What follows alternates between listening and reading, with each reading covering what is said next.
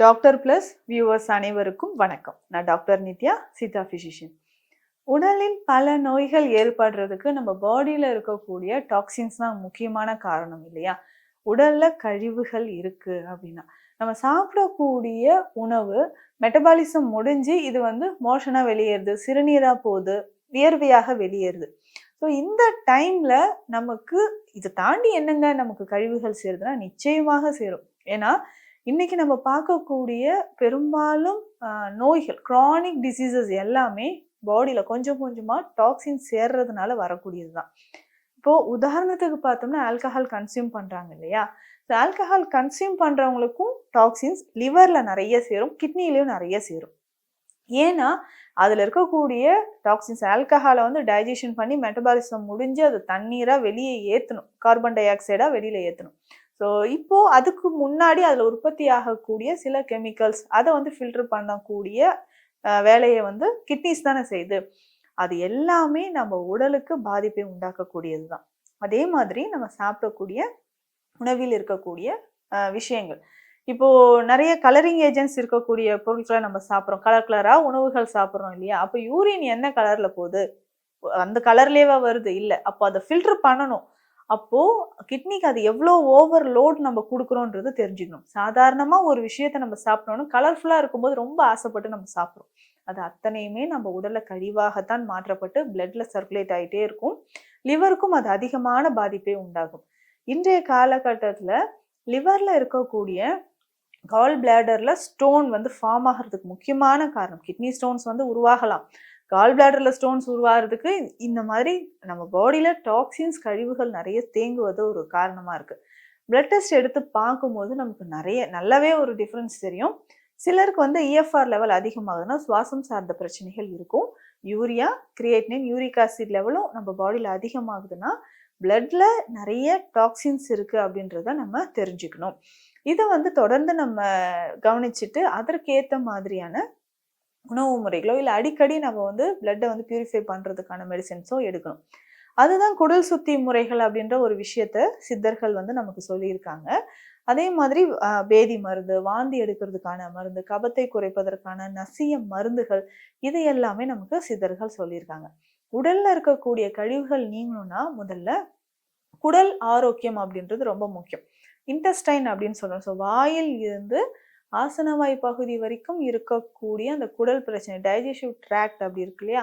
So அந்த ட்ராக்டை நம்ம cleanse பண்ணி கிளியராக வச்சுக்கிட்டா மட்டும்தான் நல்ல ஒரு முன்னேற்றம் நமக்கு கிடைக்குதுன்னு நமக்கு தெரியும். ஸோ அதை நம்ம ரெகுலராக ஃபாலோ பண்ணிட்டு வரணும். அப்போ எடுக்கக்கூடிய உணவில் நிறைய நார்ச்சத்துக்கள், ஃபைபர் கண்டென்ட் இருக்கிற மாதிரி பார்த்துக்கணும். இதுக்கு பேசிக்காக குடல் சுத்தம் தேவை அப்படின்னு நினைச்சிங்கன்னா இந்த மாதிரியான ஜூஸ் வகைகளை நம்ம எடுத்துக்கலாம். இதுல முக்கியமாக வாழைத்தண்டு ரொம்ப ரொம்ப சிறந்தது. வாழைத்தண்டோட ஒரு சின்ன பீஸ் அளவுக்கு வெள்ளை பூசணிக்காய் எடுத்துக்கணும். இதுல ஒரு 2-3 வெண்டைக்காயும் எடுத்துக்கணும். இது மூன்றும் சேர்ந்து நம்ம ஒரு ஜூஸ் மாதிரி குடிக்கும்போது குடல் பகுதியில் இருக்கக்கூடிய கழிவுகள் முதல்ல வெளியேறும். இதுக்கு என்னென்ன தேவை அப்படின்னு பார்த்தோம்னா ஒரு 3-4 வெண்டைக்காய் எடுத்துக்கோங்க, ஒரு சின்ன துண்டு அளவுக்கு வாழைத்தண்டு, அதுக்கப்புறம் சின்ன துண்டு சேம் அதே அளவுக்கு வெள்ளை பூசணி. இது 3 பொருளையும் நம்ம என்ன பண்ண போறோம்னா சின்ன சின்ன பீசஸாக கட் பண்ணி, தண்ணீர் நிறைய விட வேண்டாம், கொஞ்சமாக விட்டு நல்லா ஜூஸ் மாதிரி அடித்து ஃபில்டர் பண்ணிக்கணும். ஃபில்டர் பண்ண இந்த தண்ணீரை நம்ம குடிக்கணும். டெய்லி காலையில் குடிச்சிக்கிட்டே வந்தோம்னா ஒரு நல்ல பலன். ஒரு 10 நாட்கள் தொடர்ந்து குடிச்சாவே நம்ம இன்டெஸ்டைனில் இருக்கக்கூடிய பல பிரச்சனைகள் குணமாகிறது நமக்கு நல்லாவே தெரியும். காலையில் எந்திரிச்சு வெறும் வயிற்றுல இந்த ஜூஸை குடிக்கும்போது குடிச்ச ஒரு 5 நிமிடத்துலேயே நல்ல ஒரு ரிசல்ட் தெரியும். ஏன்னா நமக்கு பாடியில் ஆசிட் அதிகமாக இருக்கும்போது, அசிடிட்டி இருந்துச்சுன்னா இந்த ஜூஸை நம்ம குடிக்கணும். இப்போ அசிடிட்டியை கிளியர் பண்ணுறதுக்கு இந்த வழிமுறையை நம்ம ஃபாலோ பண்ணிக்கலாம். ஸோ அசிடிட்டியை கிளியர் பண்ணோம்னா அதிகமாக நமக்கு உடலில் செக்ரீட் ஆகக்கூடிய ஆசிட் லெவல் பேலன்ஸ் ஆகணும்.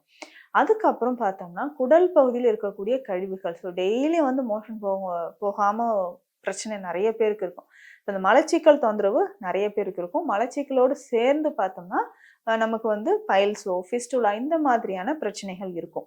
இந்த பிரச்சனைகள் சரியாகணும்னா இந்த ஒரு ஜூஸ் குடிச்சாவே உனக்கு நல்ல பலன் கிடைக்கும்.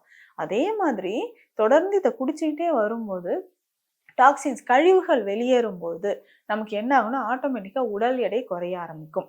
உடல் பருமன் அதிகமா இருக்கு அப்படின்னு ஃபீல் பண்றவங்க என்னன்னா, மெயினா இந்த டாக்ஸின்ஸ் வந்து உடல்ல இருக்கு அப்படிதான் அர்த்தம். அப்போ நம்ம கிட்ட வந்து வெயிட் லாஸ்க்கான ட்ரீட்மெண்ட் குடுக்கறதுக்கு ஸ்டார்ட் பண்றதுக்கு முன்னாடியே நம்ம என்ன பண்றோம்னா, டாக்ஸின்ஸ் வந்து ரிமூவ் பண்றதுக்கான வழிமுறைகள் தான் சொல்றோம். அப்போ அந்த குடல் பகுதிய சுத்தம் பண்றதுக்கோ, பிளட்ல இருக்கக்கூடிய டாக்ஸின்ஸ் ரிமூவ் ஆகறதுக்கோ நம்ம அதற்கான மூலிகைகள நம்ம எடுத்துக்கணும். ஸோ இந்த ஜூஸ் வந்து குடிக்கும்போது நல்லாவே நமக்கு ஹெல்ப் பண்ணும்னு சொல்லலாம். இந்த 3 பொருட்களுமே என்னன்னா, உடலோட உஷ்ணத்தை குறைப்பதற்கும், பைல்ஸ், ஃபிஸ்டுலாவ வந்து சரி செய்வதற்கான மிக சிறந்த மூலிகைகள் அப்படின்னு சொல்லலாம். ஸோ இத வந்து நம்ம ஜூஸ் மாரி குடிக்கும்போது நல்ல ஒரு பலன் கிடைக்குது. இத தாண்டி வேறு என்னென்ன மூலிகை பொடிகள் நம்ம எடுக்கலாம் அப்படின்னு பார்த்தோம்னா, பாவன நெல்லி சூரணம் நமக்கு நல்லாவே ஒரு பலன் தருதுன்னு சொல்லலாம். பாவன நெல்லி அப்படின்னு சொல்லும்போது, இதுல நெல்லிக்காய் பொடி இருக்கு இல்லைங்களா? இத தான் நம்ம பயன்படுத்த போறோம்.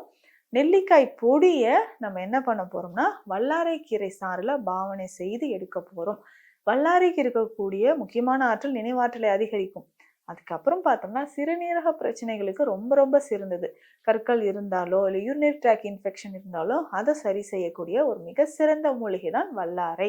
இந்த வல்லாரை சாறு எடுத்து நெல்லிக்காய் பொடி இருக்கு இல்லைங்களா? நெல்லிக்காய் பொடியில கலந்து வெயில்ல வச்சு உலர்த்தி எடுத்து இந்த பொடிய சாப்பிடணும்.